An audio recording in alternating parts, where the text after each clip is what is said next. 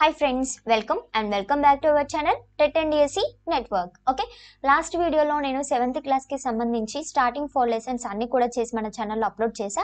ఖచ్చితంగా మీరు ఆ వీడియోస్ చూడండి. సో ఈ వీడియోలో కాంటినెంట్స్ కి సంబంధించి యూరప్ కాంటినెంట్ గురించి మనం ఈ వీడియోలో డీటెయిల్డ్ గా చూద్దాం. సో నెక్స్ట్ వీడియోలో నేను ఆఫ్రికా కాంటినెంట్ కి సంబంధించి నెక్స్ట్ వీడియో చేస్తా. ఓకేనా? సో వీడియో లెంత్ అనేది కొంచెం ఎక్కువగానే ఉంది compare to other videos. So ఖచ్చితంగా వీడియోని స్కిప్ చేయకుండా ఎండ్ వరకు చూస్తేనే మీకు యూరప్ కాంటినెంట్ లో ఉన్న ప్రతి ఒక్క పాయింట్ కూడా కవర్ అయిపోతుంది. ఓకేనా?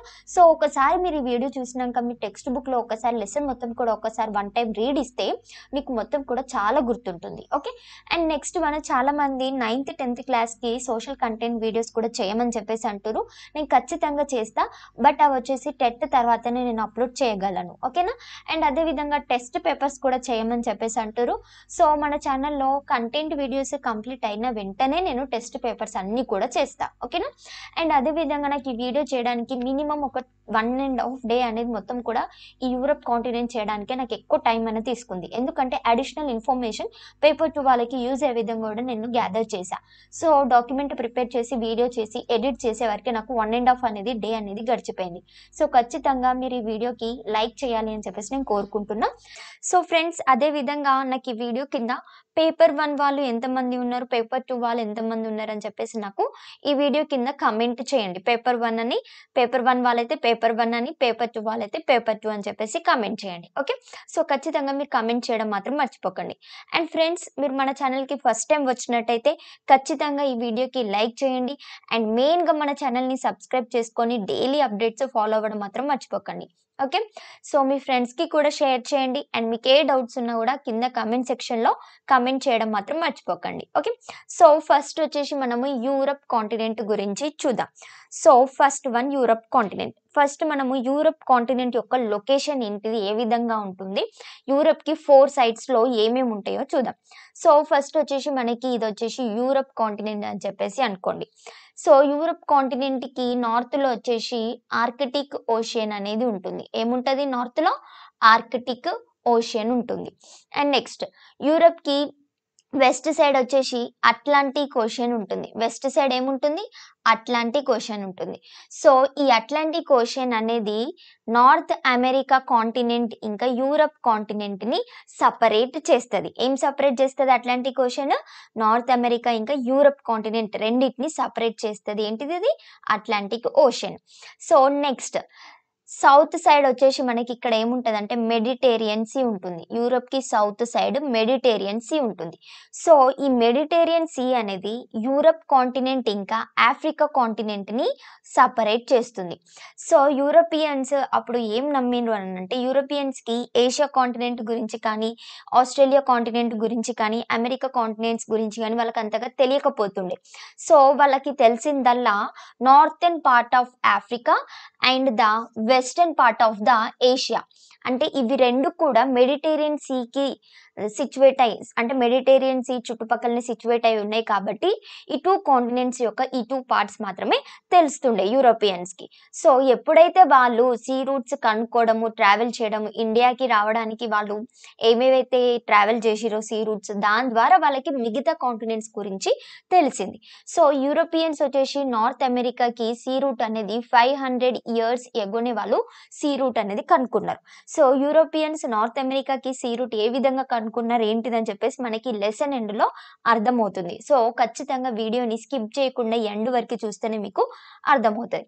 సో అప్పుడు వీళ్ళు ఏమైందని అంటే, వీళ్ళకి తెలిసిందని ఏంటిది? ఆఫ్రికా యొక్క నార్థన్ పార్ట్ అండ్ ఏషియా యొక్క వెస్టర్న్ పార్ట్ తెలుసు కదా. ఇవంతా కూడా ఈ మెడిటేరియన్ సీకి చుట్టుపక్కలనే ఉన్నాయి కాబట్టి అవి తెలుసు. సో వీళ్ళు ఏం నమ్మిందంటే, ఈ మెడిటేరియన్ సీ అనేది మిడిల్ ఆఫ్ ద ఎర్త్ ఉంది అని చెప్పేసి నమ్మి దానికి మెడిటేరియన్ సీ అని చెప్పేసి నేమ్ ఇచ్చారు. ఓకే, నెక్స్ట్ యూరప్కి ఈస్ట్ సైడ్ వచ్చేసి ఏముంటాయి అంటే యూరల్ మౌంటైన్స్ ఉంటాయి. ఓకేనా? ఈ యూరల్ మౌంటైన్స్ అంతగా హైగా ఉండవు అని చెప్పేసి మనకి మెన్షన్ చేసిరు. సో ఈ యూరల్ మౌంటైన్స్ అనేవి ఏం చేస్తాయి అంటే ఏషియా కాంటినెంట్ ఇంకా యూరప్ కాంటినెంట్ని సపరేట్ చేస్తుంది. ఈస్ట్ సైడ్ యూరప్కి ఈస్ట్ సైడ్ యురల్ మౌంటైన్స్ ఉంటాయి. అవి వచ్చేసి ఏషియా కాంటినెంట్ ఇంకా యూరప్ కాంటినెంట్‌ని సెపరేట్ చేస్తాయి. ఇక్కడ మనం చూసుకున్నట్టయితే యూరప్‌కి ఈ 3 సైడ్స్ కూడా ఓషియన్సే ఉన్నాయి.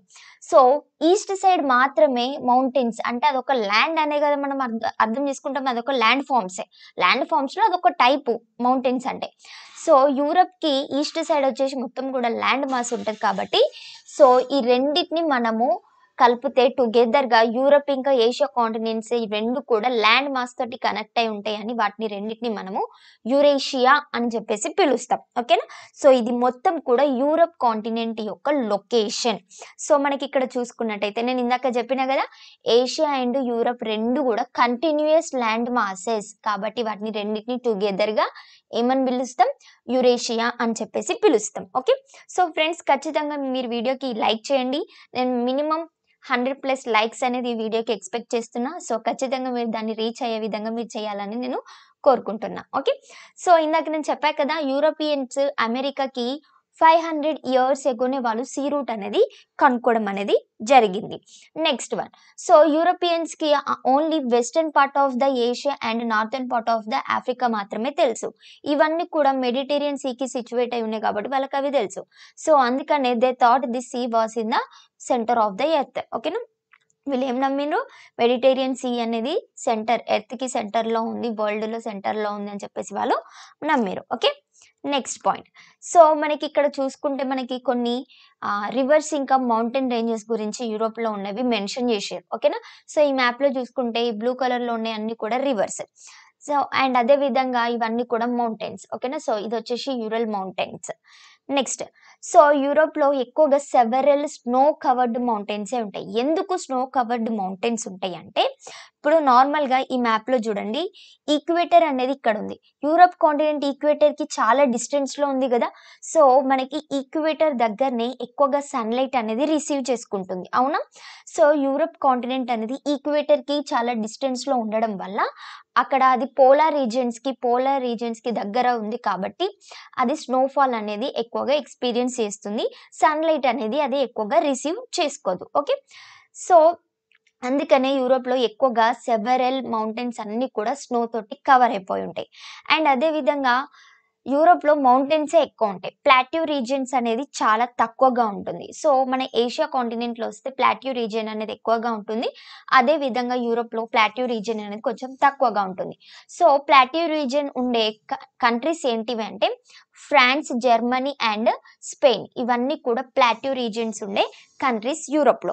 అండ్ అదే విధంగా యూరోప్‌లో ఎక్కువగా వాస్ట్ ప్లెయిన్ ఏరియాస్ అనేది ఎక్కువగా ఉంటాయంట. సో, ప్లెయిన్ ఏరియాస్ ఉండే కంట్రీస్ ఏంటివంటే Russia, Ukraine, Poland and Belarusia. ఇవి 4 కూడా ప్లెయిన్ ఏరియాస్ అని చెప్పేసి మనకి టెక్స్ట్ బుక్‌లో మెన్షన్ చేశారు. ఓకే. సో, ఈ ప్లెయిన్ ఏరియాస్ అన్నీ కూడా heavy snowfalls and bitter cold winters అంటే వింటర్‌లో చాలా కోల్డ్ ఉంటది. అండ్ అదే విధంగా హెవీ స్నోఫాల్ అనేది ఎక్స్‌పీరియన్స్ చేస్తాయి. సో, ఈ ప్లెయిన్స్ నుంచి కొన్ని నార్మల్‌గా ఇవి స్నోఫాల్ అనేది ఎక్స్‌పీరియన్స్ చేస్తాయి గదా! సో, ఎప్పుడైతే స్నో అనేది మెల్ట్ అయిపోతుందో, ఆ మెల్ట్ అయిపోయిన స్నో అంతా కూడా ఒక స్మాల్ స్ట్రీమ్స్‌గా వెళ్ళి కొన్ని రివర్స్‌లో కలిసిపోతుంది. అవునా? సో, అదే విధంగా ఈ ప్లెయిన్స్ నుంచి వచ్చే కొన్ని రివర్స్ ఏంటి అంటే Volga river and the NIPER river. So, ఈ వోల్గా రివర్ అనేది యూరోప్‌లో లాంగెస్ట్ రివర్ అని చెప్పేసి అంటాం. ఓకేనా? సో, ఈ వోల్గా రివర్ వచ్చేసి మనకి ఎందులో డ్రైన్ అవుతుంది అంటే కాస్పియన్ సీలో ఇక్కడ కాస్పియన్ సీ ఉంది గదా! అక్కడ డ్రైన్ అవుతుంది. సో, నైపర్ రివర్ వచ్చేసి మనకి ఎక్కడ డ్రైన్ అవుతుందంటే బ్లాక్ సీలో డ్రైన్ అవుతుంది. ఓకేనా? సో, నెక్స్ట్ వన్ వచ్చేసి మనకి rain river. So, rain river చూసుకుంటే మనకి ఇక్కడ ఉంటుంది. సో, ఈ రైన్ రివర్ అనేది ఇంపార్టెంట్. ఎందుకు అనంటే యూరోప్ వాళ్ళకి ఇంటర్నేషనల్ ట్రేడ్ గాని ట్రాన్స్‌పోర్ట్ చేయడానికి రైన్ రివర్ అనేది ఎక్కువగా యూజ్ అయ్యేది. సో, మనకి ఇంటర్నేషనల్ ట్రేడింగ్ అనేది ఏ విధంగా ఇస్తాము? త్రూ ద వాటర్ వేస్ అనేది మనం ఇంటర్నేషనల్ ట్రేడింగ్ అయినా, ట్రాన్స్‌పోర్ట్స్ అయినా చేయొచ్చు. అవునా? సో, ఇక్కడ ఈ రైన్ రివర్ చూసుకుంటే ఇది ఎక్కడ కలుస్తుంది? నార్త్ సీలో కలుస్తుంది. సో, ఈ నార్త్ సీ నుంచి నెక్స్ట్ ల్యాండ్ మాస్ మొత్తం కూడా నార్త్ సీని కవర్ చేస్తలేదు. దానికి ఓషన్స్ నుంచి కూడా కనెక్ట్ ఉంది. సో, అందుకనే రైన్ రివర్ అనేది ఈ విధంగా చూసుకుంటే మనకి ఇక్కడ ఇక్కడికి వస్తే ఏముంటది, నార్త్ అమెరికా కాంటినెంట్ ఉంటది కదా.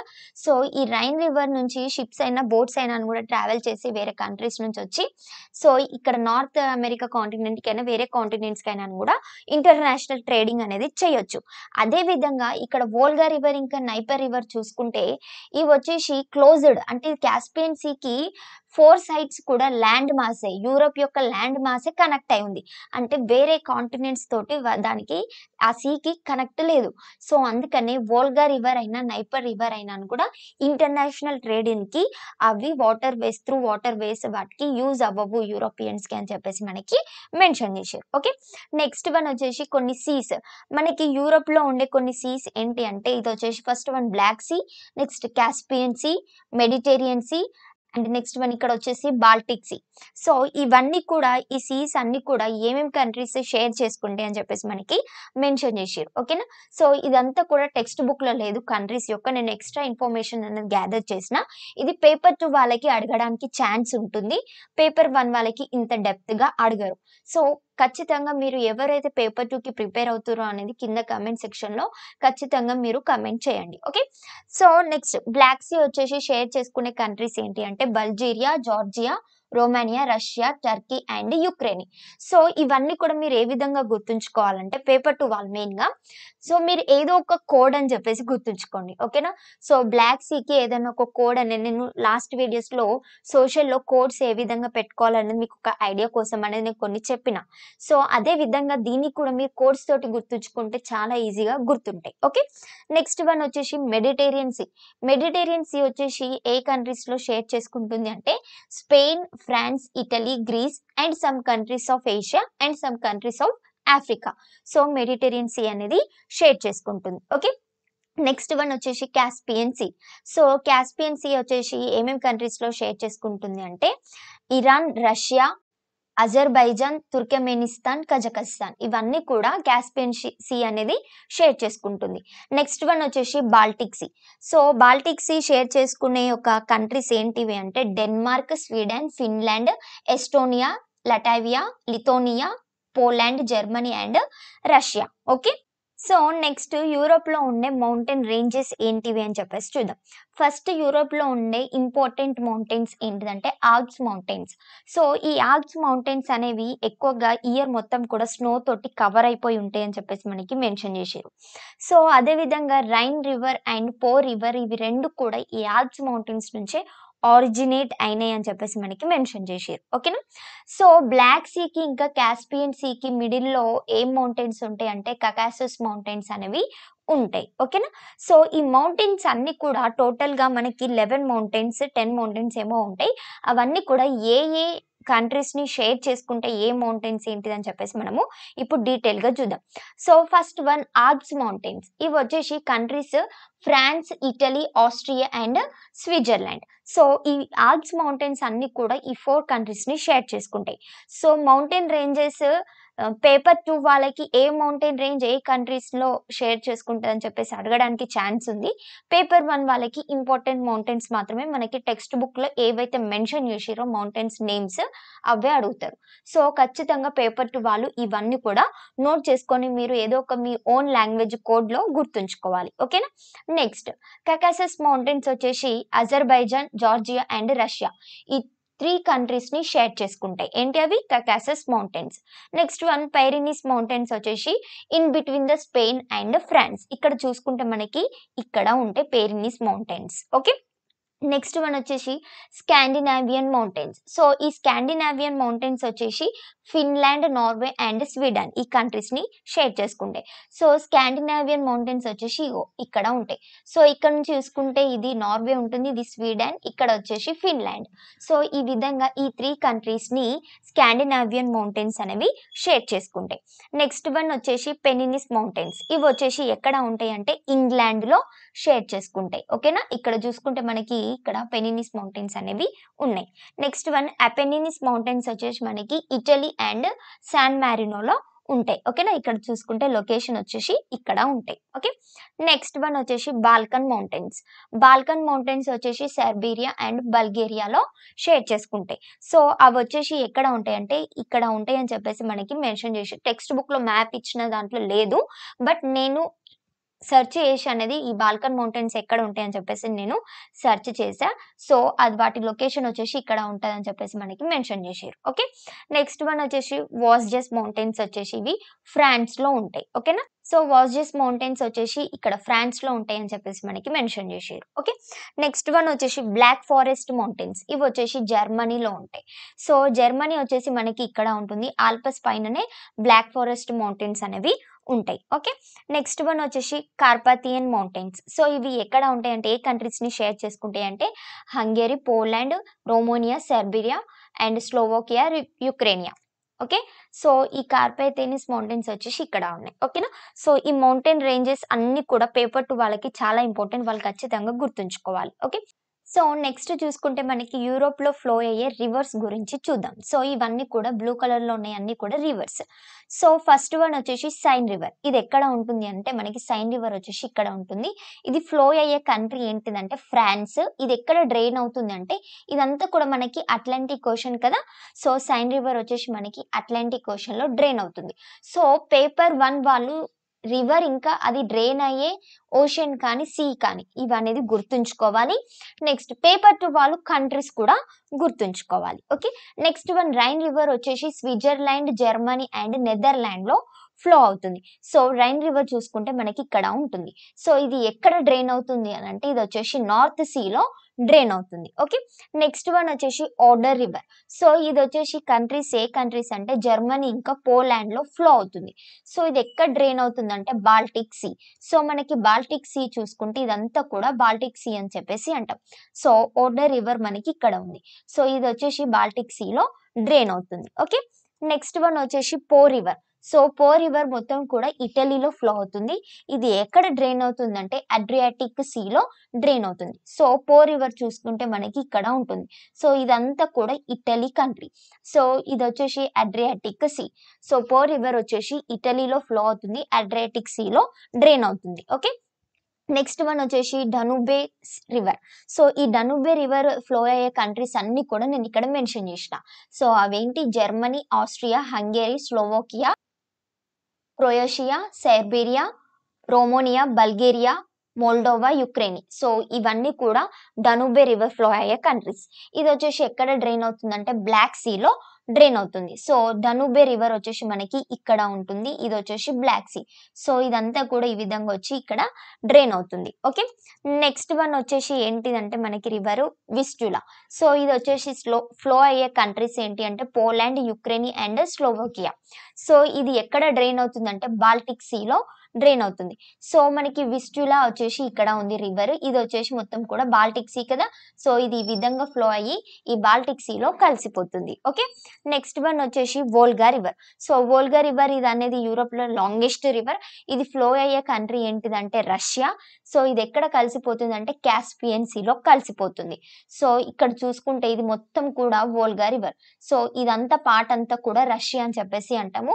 ఇది ఎక్కడ డ్రైన్ అవుతుంది అనంటే ఇక్కడ కాస్పియన్ సీలో డ్రైన్ అవుతుంది. ఓకే. నెక్స్ట్ వన్ వచ్చేసి నైపర్. సో, ఇది కూడా రష్యా ఇంకా యుక్రెయిన్‌లో ఫ్లో అవుతుంది. ఇది కూడా బ్లాక్ సీలో డ్రైన్ అవుతుంది. ఓకేనా. సో, నైపర్ రివర్ వచ్చేసి ఇక్కడ ఉంటుంది. ఇది వచ్చేసి బ్లాక్ సీ. సో, ఈ విధంగా అది బ్లాక్ సీలో డ్రైన్ అవుతుంది. ఓకే. నెక్స్ట్ వన్ వచ్చేసి డాన్ రివర్. సో, ఇది వచ్చేసి రష్యాలో ఫ్లో అవుతుంది. ఇది కూడా బ్లాక్ సీలో డ్రైన్ అవుతుంది. సో, డాన్ రివర్ చూసుకుంటే మనకి ఇక్కడ ఉంటుంది. సో, ఇది ఎక్కడ కలిసిపోతుంది బ్లాక్ సీలో కలుస్తుంది. ఓకే. నెక్స్ట్ వన్ వచ్చేసి ద్వీనా రివర్. సో, ఇది వచ్చేసి రష్యాలో ఫ్లో అవుతుంది.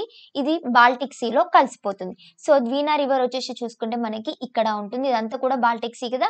సో, అక్కడ అది మొత్తం కూడా డ్రైన్ అవుతుంది. ఓకే. సో, ఇవన్నీ కూడా యూరప్ కాంటినెంట్‌లో ఉండే ఇంపార్టెంట్ రివర్స్ అండ్ అవి ఫ్లో అయ్యే కంట్రీస్, అవి డ్రైన్ అయ్యే సీస్ కానీ, ఓషన్స్ కానీ. సో, ఖచ్చితంగా మీరు ఇవన్నీ కూడా గుర్తుంచుకోవాలి. ఓకేనా. Mainly mostly for the paper 2 వాళ్ళు. ఓకే. సో, నెక్స్ట్ చూసుకుంటే పెనిన్సులాస్ ఏంటి కంట్రీస్ యూరోప్‌లో ఉండేవి అండ్ ఐలాండ్ కంట్రీస్ ఏంటివి అని చెప్పేసి చూద్దాం. సో, ఫస్ట్ మనకి పెనిన్సులా అంటే ఏంటి నార్మల్‌గా ఇదొక ల్యాండ్ అని చెప్పేసి అనుకోండి. ఈ ల్యాండ్‌కి 3 సైడ్స్ కూడా వాటర్ వేస్ తోటి అంటే ఓషన్స్ కానీ, సీస్ తోటి కానీ కవర్ అయిపోయి ఉండి ఫోర్త్ సైడ్ ఒకటి వచ్చేసి ఇంకేదైనా ల్యాండ్ తోటి కనెక్ట్ అయితే ఆ కంట్రీని మనము పెనిన్సులా కంట్రీ అని చెప్పేసి అంటాం. సో మనకి యూరోప్లో ఉండే పెనిన్సులా కంట్రీస్ ఏంటి అంటే నార్వే, ఇంకా స్వీడన్ అండ్ ఇక్కడ వచ్చేసి ఇటలీ. ఇవి 3 కూడా పెనిన్సులా కంట్రీస్ యూరోప్లో ఉండేవి. సో ఈ మనకి ఇక్కడ నార్వే ఇంకా స్వీడన్లో ఏముంటాయి, మనకి మౌంటైన్ రేంజెస్, స్కాండినావియన్ మౌంటైన్స్ అనేవి ఉంటాయి కదా. సో ఈ నార్వే ఇంకా స్వీడన్ ని రెండింటిని మనము స్కాండినావియన్ పెనిన్సులా అని చెప్పేసి పిలుస్తాం. ఓకేనా. సో ఇక్కడ చూసుకుంటే మనకి ఇటలీ, నార్వే, స్వీడన్ అనేవి పెనిన్సులా కంట్రీస్. నార్వే ఇంకా స్వీడన్ ని మనము స్కాండినావియన్ పెనిన్సులా అని చెప్పేసి పిలుస్తాం. ఓకేనా. నెక్స్ట్ వన్ వచ్చేసి ఐలాండ్స్. సో ఐలాండ్స్ అంటే ఏంటి, ఇది ఒక ల్యాండ్ ఏరియా అని చెప్పేసి అనుకోండి. ఈ ల్యాండ్ కి 4 సైడ్స్ కూడా సీస్ కానీ ఓషన్స్ తో కానీ కవర్ అయిపోయి ఉంటే ఆ ల్యాండ్ ని మనము ఐలాండ్స్ అని చెప్పేసి అంటాం. సో మనకి యూరోప్ లో ఉండే ఐలాండ్స్ ఏంటి అంటే ఇక్కడ చూసుకుంటే Iceland, Ireland and great Britain. ఇవి 3 కూడా యూరోప్ లో ఉండే islands. Okay. So next one. So central ఇంకా సౌతర్న్ యూరోప్ మొత్తం కూడా ఎక్కువ మౌంటైన్స్ తోటి కవర్ అయిపోయి ఉంటుంది.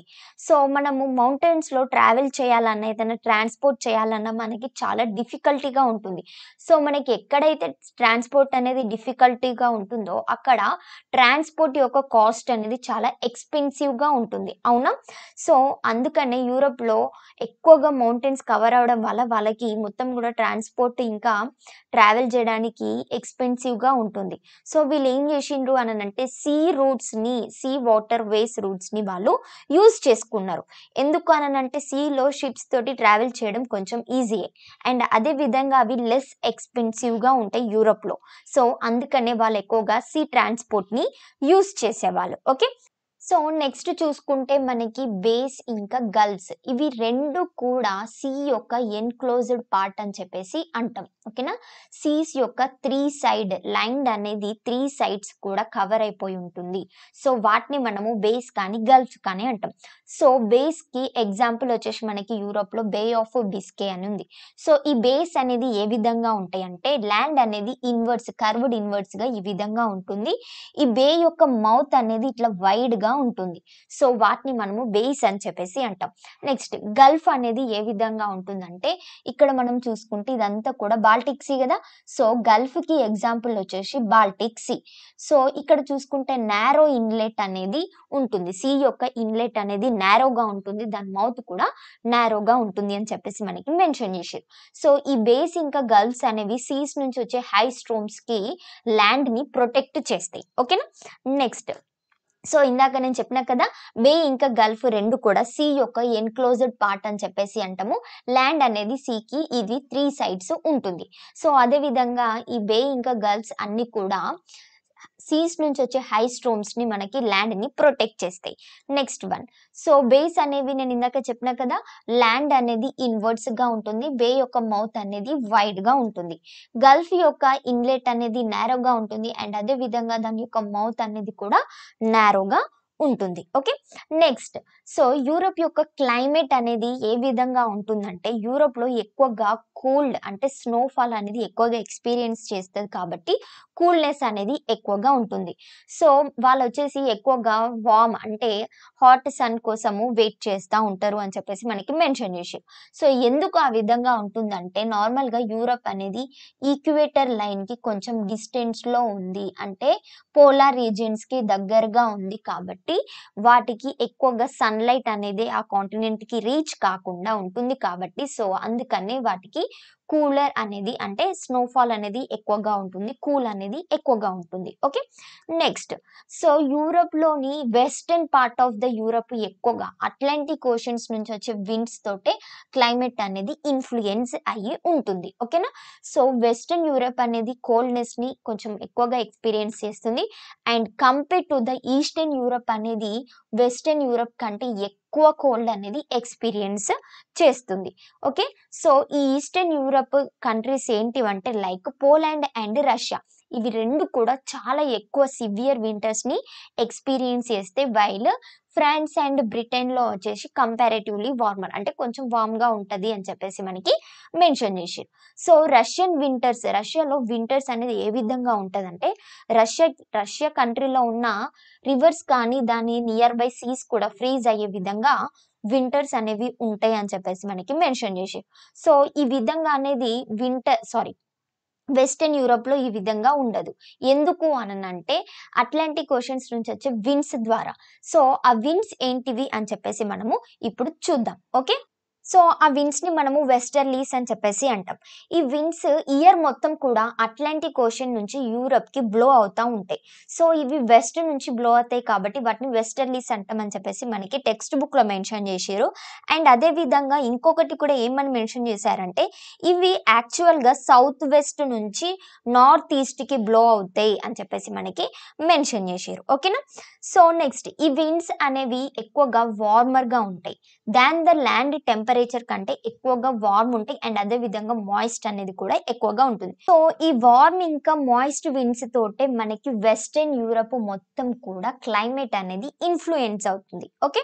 నెక్స్ట్ వన్ మనకి ఓషన్ కరెంట్స్ అంటే ఏంటియో మనకి నేను 7th క్లాస్ వీడియో చేసినప్పుడు చాలా డీటెయిల్‌గా చెప్పిన కరెంట్స్, టైడ్స్ అండ్ వేవ్స్ గురించి. సో కరెంట్స్ అంటే ఏంటి? మనకి ఓషన్‌లో ఉండే వాటర్ అనేది వన్ ప్లేస్ నుంచి ఇంకొక ప్లేస్‌కి ట్రావెల్ చేయడమే మనం వాటిని కరెంట్ అని చెప్పేసి అంటాం. సో ఇట్లాంటి ఒక కరెంట్ వచ్చేసి మనకి ఏంటిదంటే యూరప్‌ని ఎఫెక్ట్ చేసేది అట్లాంటిక్ ఓషన్ యొక్క కరెంట్. సో అది ఎక్కడ ఆరిజినేట్ అవుతుందంటే ఈక్వేటర్ దగ్గర ఆరిజినేట్ అవుతుంది. సో మనకి ఈక్వేటర్ దగ్గర మొత్తము త్రూ ఔట్ ద ఇయర్ అంతా కూడా అక్కడ వాటర్ అనేది వార్మ్‌గా ఉంటాయి. అవునా? సో వీటిని మనము వార్మ్ ఓషన్ కరెంట్స్ అని చెప్పేసి అంటాం. ఓకే. సో ఇక్కడ కరెంట్ యొక్క డైరెక్షన్ అనేది ఈ మ్యాప్‌లో చూడండి. సో ఈ కరెంట్స్ వచ్చేసి వెస్ట్ వర్డ్స్ ఫ్లో అవుతున్నాయి. అవునా? ఇట్లా ఈ వెస్ట్ వర్డ్స్ ఫ్లో అవుతూ నార్త్ అమెరికాలోని ఈస్ట్ కోస్ట్‌ని టచ్ అయితాయి. సో ఇక్కడ టచ్ అయినంక అవి నార్త్ సైడ్ అంటే పైకి అవి ఫ్లో అవుతుంటాయి. సో ఇట్లా ఫ్లో అయ్యేటప్పుడు ఈ స్ట్రీమ్స్ అన్నీ కూడా ఈ వెస్ట్‌లర్స్ యొక్క విండ్స్ తోటి ఇన్‌ఫ్లూయెన్స్ అవి నార్త్ ఈస్ట్‌కి డైవర్ట్ అయితాయి. సో ఇట్లా డైవర్ట్ అయిన విండ్స్ అన్నీ కూడా యూరప్‌లోని వెస్ట్ కోస్ట్‌ని హిట్ చేస్తాయి. అంటే ఈ వెస్ట్‌లర్స్ ఎఫెక్ట్ తోటి ఈ వార్మ్ ఓషన్ కరెంట్స్ అనేవి వెస్టర్న్ కోస్ట్ ఆఫ్ యూరప్‌ని హిట్ చేయడం వల్ల క్లైమేట్ అనేది వెస్టర్న్ యూరప్‌లో కొంచెము హాట్ అనేదిగా ఉంటుంది. సో ఈ స్ట్రీమ్స్‌నే మనము గల్ఫ్ స్ట్రీమ్స్ అని చెప్పేసి అంటాం. అమెరికాలో ఈ స్ట్రీమ్స్‌ని మనము గల్ఫ్ స్ట్రీమ్స్ అంటాము. ఇవే స్ట్రీమ్స్‌ని యూరోప్‌లో మనం ఏమంటామంటే నార్త్ అట్లాంటిక్ డ్రిఫ్ట్ అని చెప్పేసి అంటాం. ఇక్కడ స్ట్రీమ్ అంటే ఏంటి అంటే ఓషన్ వాటర్ కరెంట్ అనేది స్పీడ్‌గా ఫ్లో అయితే వాటిని మనము స్ట్రీమ్ అని చెప్పేసి అంటాము. డ్రిఫ్ట్ అంటే ఓషన్ వాటర్ యొక్క కరెంట్ అనేది స్లోగా ఫ్లో అయితే వాటిని మనము డ్రిఫ్ట్ అని చెప్పేసి అంటాం. ఓకేనా. సో ఈ విధంగా వార్మ్ ఓషన్ ఈ కరెంట్స్ వల్ల east Coast of north America and west Coast of Europe అనేది ఫ్రీజ్ అవ్వవు వింటర్‌లో అని చెప్పేసి మనకి మెన్షన్ చేషిర్రు. ఓకే. సో ఈ విండ్స్ అనేవి యాంపెల్ మాయిశ్చర్ అనేవి నార్థర్న్ ఇంకా వెస్టర్న్ యూరోప్‌కి తీసుకొస్తాయి. సో ఈ యాంపెల్ మాయిశ్చర్ వల్ల బెనిఫిట్స్ ఏంటి అంటే టెంపరేచర్ అనేది కొంచెం ఎక్కువగా ఉంటుంది. అండ్ అదే విధంగా కార్బన్ డయాక్సైడ్ లెవెల్స్ అనేది పెరగడం వల్ల ప్లాంట్ గ్రోత్ అనేది ఫాస్ట్‌గా అవుతుంది అని చెప్పేసి దాన్ని మనము యాంపెల్ మాయిశ్చర్ అని చెప్పేసి అంటాం. అండ్ అదే విధంగా ఈ విండ్స్ అనేవి నార్థర్న్ ఇంకా వెస్టర్న్ యూరోప్‌కి throughout the year rains అనేవి కూడా తీసుకొస్తాయి. ఓకే. సో వెస్టర్న్ యూరోప్‌లో లైట్ షవర్స్ అనేది మనము అబ్జర్వ్ చేయొచ్చు. ఓకే. అంటే లైట్‌గా రెయిన్‌ఫాల్ అండ్ లైట్‌గా స్నో అనేది ఉంటుంది కొన్ని ఏరియాస్‌లో అని చెప్పేసి మనము అంటాం. ఓకే.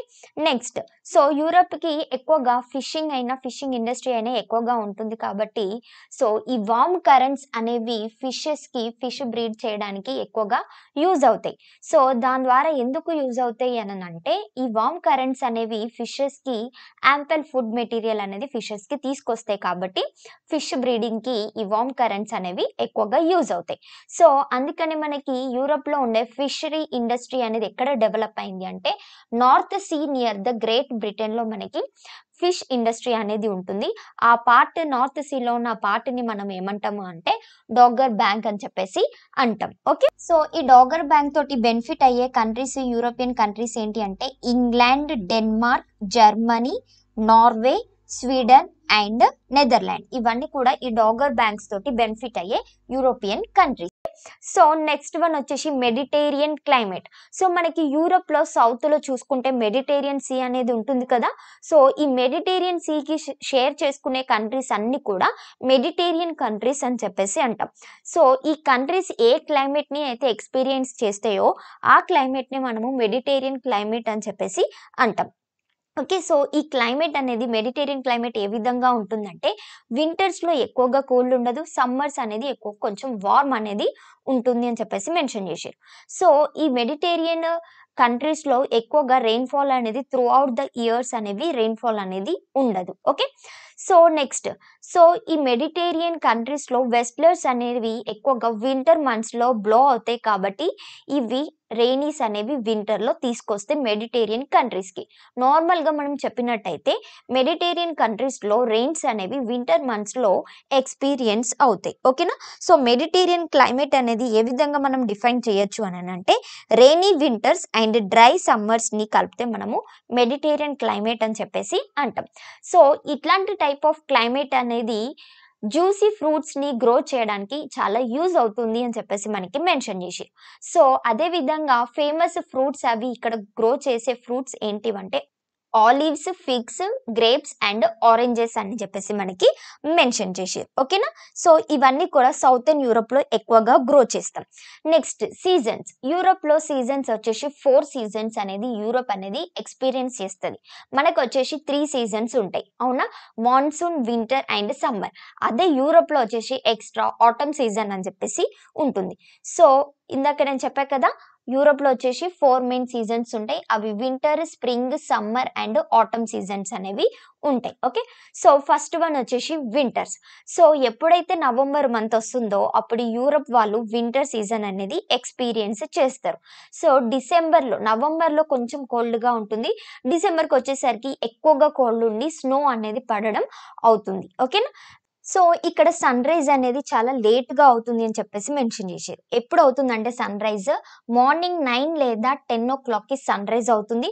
అండ్ సన్‌సెట్ కూడా చాలా ఫాస్ట్‌గా అవుతుంది. ఆఫ్టర్‌నూన్ 4:00కి సన్‌సెట్ అనేది అవుతుంది. అంటే వాళ్ళకి నైట్ డ్యూరేషన్ అనేది ఎక్కువగా ఉంటుంది. సో, ఈ విధంగా ఉంటే మనం హ్యాపీగా పడుకోవచ్చు. అవునా? నెక్స్ట్. నెక్స్ట్ సీజన్ వచ్చేసి స్ప్రింగ్ సీజన్. స్ప్రింగ్ సీజన్ వచ్చి యూరోపియన్స్‌కి మార్చ్ మంత్‌లో వస్తుంది. వీళ్ళకి స్ప్రింగ్ సీజన్‌లో డేస్ అనేవి లాంగ్‌గా ఉంటాయి. నైట్స్ అనేవి షార్ట్‌గా ఉంటాయి. ఈ స్ప్రింగ్ సీజన్‌లో స్నో అనేది మెల్ట్ అవ్వడం స్టార్ట్ అవుతుంది. అండ్ ట్రీస్‌లో గ్రీన్ లీవ్స్ అనేవి రావడము స్టార్ట్ అవుతుంది. ఫ్లవర్స్ కూడా బ్లూమ్ అవుతాయి. ఓకే. నెక్స్ట్ ఈ స్ప్రింగ్ సీజన్‌లో వీళ్ళు ఫీల్డ్స్ అన్నీ కూడా ప్లగ్ చేసి సీడ్స్‌ని సోవ్ చేస్తారు. ఓకేనా? ఈ స్ప్రింగ్ సీజన్‌లో కల్టివేషన్ అనేది స్టార్ట్ అవుతుంది. వీళ్ళు పెట్టే సీడ్స్ ఏంటివంటే wheat, rye, barley, corn, sugar beet and oats. ఇవన్నీ కూడా principal crops of the Europeans. Okay. Next season వచ్చేసి సమ్మర్ సీజన్. సమ్మర్ సీజన్ ఎప్పుడొస్తుందంటే June to August Europeans summer season అనేది ఎక్స్‌పీరియన్స్ చేస్తారు.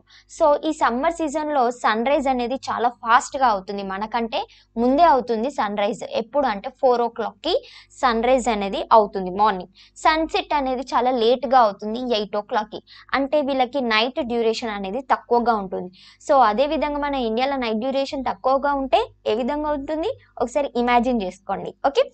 నెక్స్ట్ కొన్ని నార్థర్న్ కంట్రీస్ లైక్ స్వీడన్‌లో వచ్చేసి sunset అనేది ఉండదు. వాటినే మనము మిడ్‌నైట్ సన్ అని చెప్పేసి అంటాం. స్వీడన్‌ని ఏమంటాం? మిడ్‌నైట్ సన్ అని చెప్పేసి అంటాం. ఓకేనా? ఇక్కడొచ్చేసి ఈ స్వీడన్‌లో ఎక్కువగా హాట్ అనేది కూడా ఎక్కువగా ఉండదు. ఎందుకనంటే సన్ అనేది అంత హైగా రైజ్ అవ్వదు. ఎందుకంటే ఈ యూరోప్ నార్త్ పార్ట్ అనేది పోల్స్‌కి దగ్గరగా ఉంటుంది కాబట్టి ఎర్త్ ఇంకా సన్ అనేది మీట్ అయ్యే విధంగా కనిపిస్తుంది కాబట్టి సన్‌రైజ్ అనేది అటు హైగా రైజ్ అవ్వదు. సన్‌సెట్ అనేది అవ్వదు. అందుకని ఇవి ఎక్కువ హాట్ అనేది ఎక్స్‌పీరియన్స్ అవ్వవు. అండ్ సమ్మర్ సీజన్ వచ్చేసి యూరోప్‌లో అగ్రికల్చర్‌కి చాలా సూటబుల్ అని చెప్పేసి మనకి మెన్షన్ చేషిర్రు. ఓకేనా? ఈ సమ్మర్ సీజన్‌లోనే క్రాప్స్ అన్నీ కూడా మెచ్యూర్ అయితాయి. End of the summer season ఈ క్రాప్స్ అన్నీ కూడా హార్వెస్ట్ చేయడానికి ఉంటాయి. ఓకేనా? వీళ్ళకి ఇరిగేషన్ చేయడానికి అంతగా ఎక్కువగా అవసరం ఉండదు. ఎందుకంటే ఎప్పటికీ లిటిల్ షవర్స్ అనేవి పడతనే ఉంటాయి కాబట్టి వాళ్ళకి ఇరిగేషన్ చేయాల్సిన అవసరము ఉండదు. అండ్ అదే విధంగా మనకి ఇండియాలో చూసుకుంటే 2 అగ్రికల్చరల్ సీజన్స్ ఉంటాయి. రబీ సీజన్ ఇంకా ఖరీఫ్ సీజన్. రబీ సీజన్ అంటేనేమో మనం వింటర్ సీజన్ అని చెప్పేసి అంటాము. ఖరీఫ్ సీజన్ అంటేనేమో మాన్సూన్ సీజన్ అంటాం. ఇట్లాంటి 2 సీజన్స్‌లో మనకి క్రాప్స్ అనేది గ్రో చేయడానికి నియర్లీ 8 to 10 మంత్స్ అనేది ఇయర్‌కి పడుతుంది. అవునా? అదే విధంగా ఫ్రాన్స్ ఇంకా వేరే యూరోపియన్ కంట్రీస్‌లో క్రాప్స్ అనేది గ్రో చేయడానికి 6 to 7 months అనేవి పడుతుంది ఇయర్కి. ఓకే, నెక్స్ట్ సీజన్ వచ్చేసి మనకి ఆటమ్ సీజన్. సో ఈ ఆటమ్ సీజన్ యూరోపియన్స్ ఎప్పుడు ఎక్స్పీరియన్స్ చేస్తారంటే సెప్టెంబర్ అండ్ అక్టోబర్ మంత్స్లో ఎక్స్పీరియన్స్ చేస్తారు. ఓకే, నెక్స్ట్ ఈ సీజన్లో లీవ్స్ అన్ని కూడా డ్రై అయిపోయి రెడ్గా ఎల్లోగా టర్న్ అయిపోయి లీవ్స్ అన్ని కూడా పడిపోతాయి. సో అప్పుడు ఏం చేస్తారంటే ఇట్లా డ్రై అయిన లీవ్స్ని కట్ చేసి, ఎట్లా కట్ చేస్తారంటే హెయిగా కట్ చేస్తారు. సో కట్ చేసి వాటిని యానిమల్స్కి వింటర్లో ఫీడ్ చేయడానికి యూజ్ చేస్తారు. అండ్ అదే విధంగా కొన్ని ఫ్రూట్స్, గ్రేప్స్ అన్ని కూడా ఈ సీజన్లో ప్లగ్ చేస్తారు. సో అట్లా ప్లగ్ చేసిన ఫ్రూట్స్ అన్నిటినీ కూడా వైన్స్గా కానీ జామ్స్గా కానీ డిఫరెంట్ టైప్స్ ఆఫ్ జ్యూసెస్గా ప్రిజర్వ్ చేసి పెట్టుకుంటారు. ఓకే, సో ఇవి మొత్తం కూడా యూరోప్లో ఎక్స్పీరియన్స్ చేసే 4 seasons. Next land and agriculture ఏ విధంగా ఉంటుందనేది చూద్దాం. యూరోపియన్స్లో ఎక్కువగా ప్లెయిన్స్ అండ్ రివర్స్ అనేవి ఉంటాయి. సో యూరోప్లో ఉన్న ప్లెయిన్స్ అండ్ రివర్స్ అన్నీ కూడా ఎక్కువగా ఫెర్టైల్గా ఉంటుంది వాటి యొక్క సాయిల్. సో అవి అగ్రికల్చర్ చేయడానికి చాలా యూజ్ అవుతుంది. ఓకే, సో రివర్స్ ఇక్కడ ప్లెయిన్స్లో ఉన్న రివర్స్ అన్నీ కూడా ఎక్కువగా డ్రై అవ్వవు అని చెప్పేసి మనకి మెన్షన్ చేశారు. ఓకేనా, నెక్స్ట్ యూరోప్లో ఎక్కువగా మౌంటైన్స్ ఉంటాయి కాబట్టి అంత ల్యాండ్ కూడా అగ్రికల్చర్ చేయడానికి సూటబుల్గా ఉండదు అని చెప్పేసి మెన్షన్ చేశారు. సో నార్వేలో వచ్చేసి 3% ఆఫ్ ద ల్యాండ్ కల్టివేషన్ చేయడానికి యూజ్ అవుతుంది. అండ్ ఇంగ్లాండ్లో వచ్చేసి 30% ల్యాండ్ అనేది కల్టివేషన్కి యూజ్ అవుతుంది. జర్మనీలో చూసుకుంటే 40% ఆఫ్ ద ల్యాండ్ అనేది కల్టివేట్కి యూజ్ అవుతుంది. అదేవిధంగా మన ఇండియాలో చూసుకుంటే 55% ఆఫ్ ద ల్యాండ్ అనేది మనకి ఇండియాలో కల్టివేట్ చేయడానికి సూటబుల్ అవుతుంది అని చెప్పేసి మనకి మెన్షన్ చేశారు. ఓకే, సో హోల్ ల్యాండ్ అంటే డచ్ వాళ్ళు ఏం చేస్తారు అని అంటే నార్మల్గా ఇది ఒక సముద్రం అని చెప్పేసి అంటే సీ అని చెప్పేసి అనుకోండి. సో ఈ సీని ఇట్లా పుష్ బ్యాక్ అంటే ఫార్వర్డ్ ఇట్లా బ్యాక్కి పుష్ చేస్తారు. సో అట్లా పుష్ చేసే దాన్ని ఏమంటారు అని అంటే డైక్స్ అని చెప్పేసి అంటాం. ఓకేనా, సో అట్లా పుష్ చేసినాక ఏదైతే పోర్షన్ అంటే ఏదైతే ఒక ల్యాండ్ అనేది వాళ్ళకి వస్తుందో ఆ ల్యాండ్ని మనము ఏమంటామంటే పోల్డర్ ల్యాండ్ అని చెప్పేసి అంటాం. సో ఈ విధంగా స్మాల్ పోర్షన్స్గా వాళ్ళు సీస్ని బ్యాక్ పుష్ చేసి ఎంబ్యాక్మెంట్స్గా బిల్డ్ చేసుకొని అందులో వాళ్ళు కల్టివేషన్ అనేది చేస్తారు. ఓకేనా, సో ఈస్టర్న్ ఇంకా నార్థన్ యూరోప్లో ల్యాండ్ అనేది కల్టివేట్ చేయడానికి పాసిబుల్ అవ్వదు ఎప్పుడంటే వింటర్ సీజన్లో. సో వింటర్ సీజన్లో స్నో అనేది ఎక్కువగా కవర్ అయిపోతుంది. అంటే ఆల్మోస్ట్ 6 months వరకు ఈస్టర్న్ ఇంకా నార్థన్ యూరోప్ స్నో అనేది ఎక్స్పీరియన్స్ అవుతుంది. సో ఈ స్నో అంతా కూడా స్ప్రింగ్ సీజన్లో మెల్ట్ అయిపోతుంది. సో స్ప్రింగ్ సీజన్లో సీడ్స్ అనేది సోవింగ్ చేయడానికి వాళ్ళకి పాసిబుల్ అవుతుంది. అండ్ సమ్మర్ సీజన్కి వచ్చేసి ఆ క్రాప్స్ అన్ని కూడా రైప్ అవుతాయి. సో దాని ద్వారా ఏంటిదంటే ఆటమ్ సీజన్లో ఈ క్రాప్స్ అన్ని కూడా హార్వెస్ట్ చేయడానికి అవుతుంది. సో అందుకనే వాళ్ళు ఇయర్ మొత్తం కూడా ఓన్లీ 1 క్రాప్నే వాళ్ళు హార్వెస్ట్ చేయగలుగుతారు. సో అదే సౌతర్న్ యూరోప్లో అయితే ఇయర్కి 2 క్రాప్స్ అనేది వాళ్ళు పాసిబుల్ అవుతుంది కల్టివేట్ చేయడానికి. ఓకేనా, నెక్స్ట్ యూరోపియన్స్కి వచ్చేసి మెయిన్ క్రాప్ ఏంటిదంటే వీట్ వచ్చేసి మెయిన్ క్రాప్. ఇది ఎక్కువగా ఏ కంట్రీస్లో గ్రో చేస్తారు అంటే France, Germany, Russia, Ukraine, Poland, Italy and గ్రీస్లో గ్రో చేస్తారు. ఓకే, నెక్స్ట్ వన్ వచ్చేసి Mediterranean countries like Portugal, Spain, Italy and southern France are famous for the wine.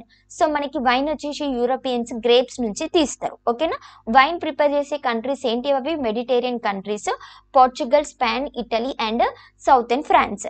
Next one, so వీళ్ళు ఇంకా ఇంపార్టెంట్ క్రాప్స్ యూరోపియన్స్ గ్రో చేసేవి ఏంటి అంటే barely, oats, రే, sugar beat, potato. So వీళ్ళు sugar వచ్చేసి sugar beetroot నుంచి వాళ్ళు షుగర్ అనేది మ్యానుఫ్యాక్చర్ చేస్తారు. సో షుగర్ మ్యానుఫ్యాక్చర్ చేసే కంట్రీస్ ఏంటి అంటే Russia, Ukraine and Germany. Okay, so French వాళ్ళ యొక్క డైట్ ఏంటిదంటే ఫ్రెష్ మీట్. ఇది ఎక్కడి నుంచి అని అంటే పౌల్ట్రీ, క్యాటిల్ ఇంకా పిగ్స్ నుంచి వచ్చే ఫ్రెష్ మీట్ అనేది ఫ్రెంచ్ వాళ్ళ యొక్క డైట్. సో యూరోపియన్స్లో యొక్క అగ్రికల్చర్ అనేది ఏ విధంగా ఉంటుందంటే మన ఏషియాలో ఉండే విధంగానే యూరోప్లో కూడా స్మాల్ ఫార్మర్స్ అనేది ఉండేవాళ్ళు.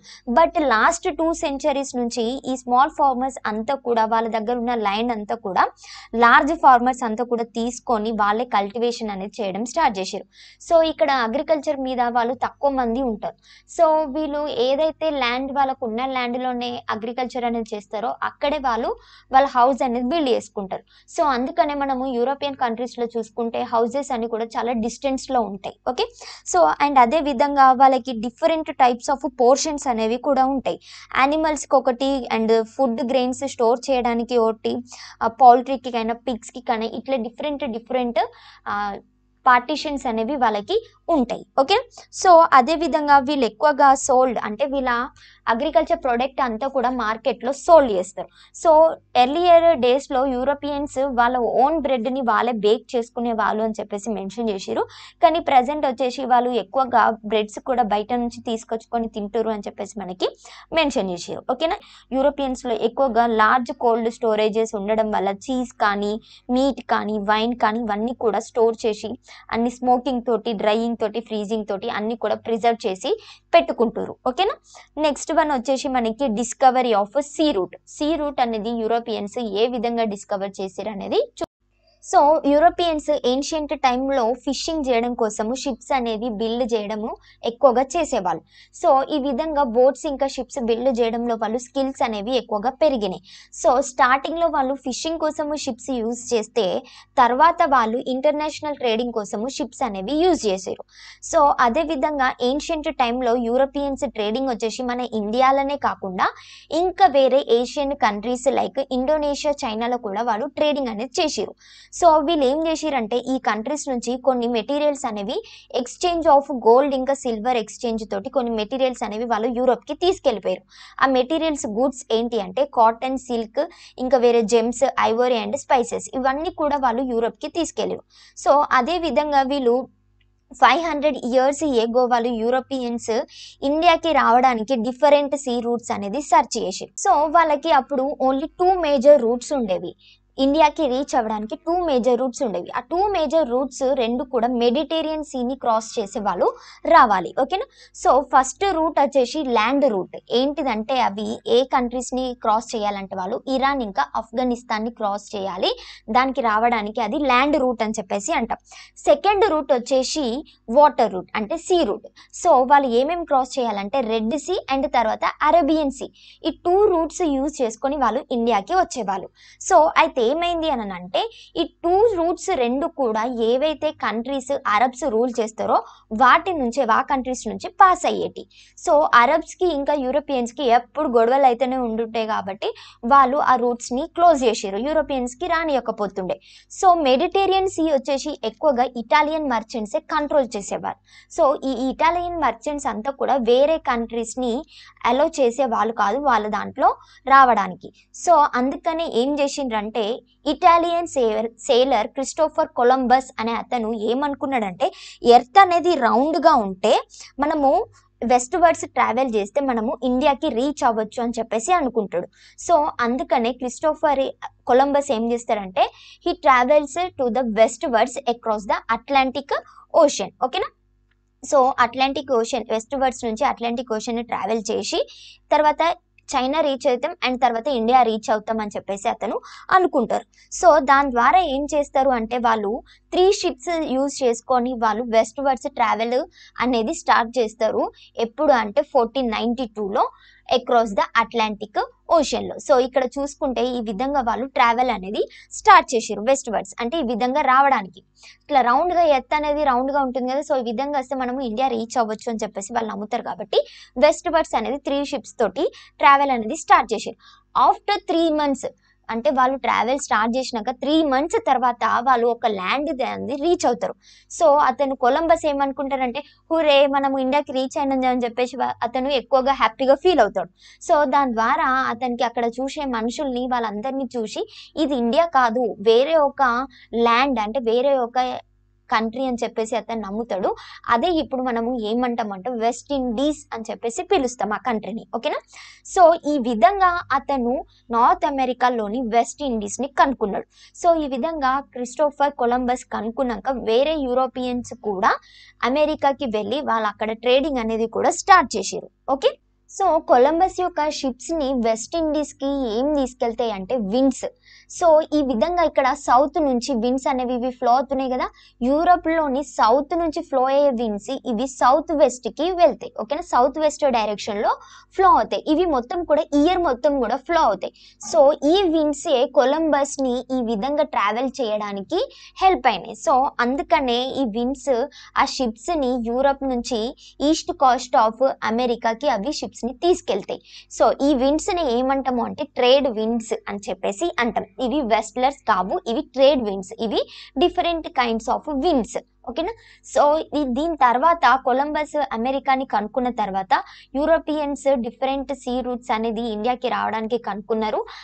ఇండియాకి రావడానికి కనుక్కోవడంలోనే వాళ్ళు ఆఫ్రికా మొత్తం కాంటినెంట్ కూడా విజిట్ చేస్తారు. ఇంకా అదే విధంగా వేరే కాంటినెంట్స్ కూడా వాళ్ళు సీ రూట్స్ అనేది కనుక్కొని వాళ్ళ యొక్క రూలింగ్ అనేది అక్కడ కూడా చేసిరు. ఓకేనా. సో ఇది మొత్తం కూడా యూరోప్ కాంటినెంట్ గురించి detailed explanation. Okay. So next వీడియోలో వచ్చేసి నేను ఆఫ్రికా కాంటినెంట్ గురించి వీడియో చేసి అప్లోడ్ చేస్తా. ఓకేనా. So friends, don't forget to like, share, comment and subscribe our channel. Thanks for watching. See you in the next video.